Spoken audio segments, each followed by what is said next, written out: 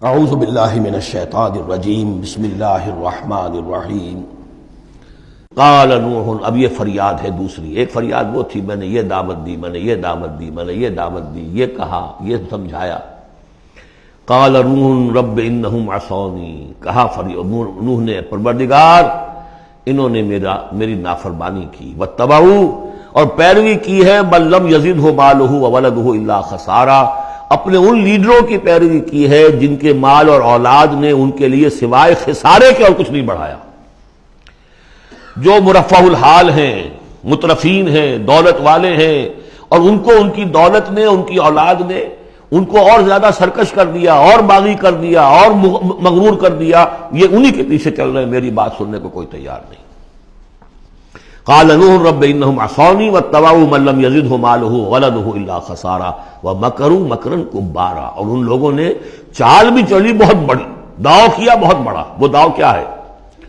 قوموں میں ایک عصبیت پیدا ہو جاتی ہے، یہ ہمارے بزرگ ہیں، یہ ہمارے اسلاف ہیں، یہ اولیاء اللہ ہیں، یہ ہمارے جو ہے پرانے لوگ ہیں، ان کے نام پر ہم نے یہ بت بنائے تھے، یہ لوگ آ رہے ہیں ان کی نفی کر رہے ہیں. اس کی بجائے تم اپنے ان معبودوں اور اپنے بزرگوں ان کو مضبوطی کے ساتھ تھامے رکھو، ان کے ساتھ اپنے آپ کو، جیسے کہ اس سے پہلے آیا تھا امشو واصبروا علی آلہتکم، چلو چلو یہاں سے، محمد کی بات نہ سنو، اور اپنے جو بھی معبود ہیں صبر کر کے ان کے ساتھ چمٹے رہو. انہوں نے بھی ان کی رسمیت کو بھڑکایا. قالوا لا تذرن آلہتکم، دیکھنا کبھی چھوڑنا بیٹھنا اپنے معبودوں کو. ولا تذرن ودا ولا سواعا ولا یغوث ویعوق ونسرا، ہرگز مت چھوڑنا سواع کو اور یغوث کو اور یعوق کو اور نسرا کو.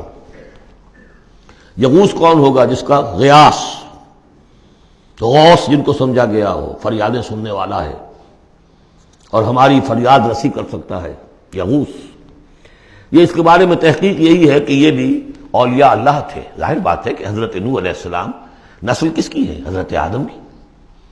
پھر ان سے پہلے انبیاء ہوئے ہیں، شیش تھے، ادریس تھے علیہ الصلوۃ والسلام. تو ان میں اچھے لوگ بھی تھے، اولیاء اللہ بھی تھے. لیکن پھر جب کفر آیا، شرک آیا، انہی کی یہ ہے کہ کچھ تمثیلیں بنا دی گئی.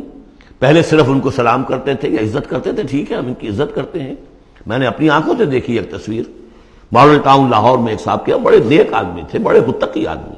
میں حیران ہوا، میں ان کے گیا تو ایک تصویر لگی ہوئی تھی جس میں 3 بزرگ بیٹھے ہوئے ہیں، اور ان کا نام کیا ہے؟ یہ ہے معین الدین اجمیری، اور یہ ہیں خواجہ بختیار کاکی، اور یہ ہے بابا فرید شکر گنج. تینوں بیک وقت جمع ہیں.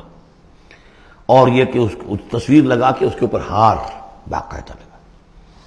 یہی چیز بڑھتے بڑھتے پھر بتوں کی شکل اختیار کر لیتی ہے. تو تدریجاً ہوتا ہے، یہ ایک دم تو نہیں ہو جاتا. یہ ملتان کی زبان میں کہتے ہیں بندہ تھیندے تھیندے تھی جاندہ ہے. ہوتے ہوتے تھوڑا تھوڑا تھوڑا تھوڑا وہ کہاں سے کہاں پہنچ گیا پتہ نہیں چلتا، کہاں سے کہاں پہنچ جاتا ہے. تو مت چھوڑنا انہیں. ولا تذرن آلہتکم ولا تذرن ودا ولا سواعا ولا یغوث ویعوق ونسرا وقد اضلوا کثیرا ولا تزد الظالمین الا ضلالا. انہیں تم بہتوں کو بہکا دیا، تو اے اللہ اب ان ظالموں کے لیے سوائے گمراہی کے اور کسی چیز میں اضافہ نہ کر. یہ ہوتی ہے آخری جب دل جل چکا ہوتا ہے، غیظ کی کیفیت ہوتی ہے نبی میں. جیسے کہ حضرت موسیٰ نے کہا تھا پروردگار اب یہ ایمان نہ لائے فرعون جب تک کہ عذاب دیکھ نہ لے. اس لیے جو ستم کے پہاڑ ہم پر توڑے ہیں، اب اگر تو نے ایمان کی توفیق دے دی تو یہ تو پاک صاف ہو گیا، سارے گناہ معاف ہو جائیں گے اس کے. اب یہ ایمان نہ لائے. یہ معاملہ ہوتا ہے. ولا تزد الظالمین، اے اللہ اب ان ظالموں کے لیے مت اضافہ کر مجھے گمراہی کا.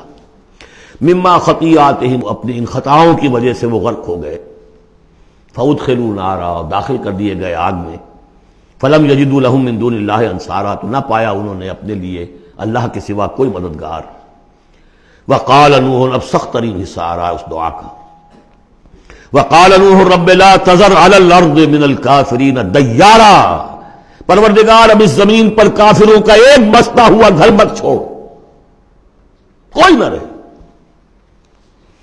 انک ان تذرہم، اگر تو نے ان کو چھوڑ دیا، یضلوا عبادک، یہ گمراہی کریں گے تیرے بندوں کو.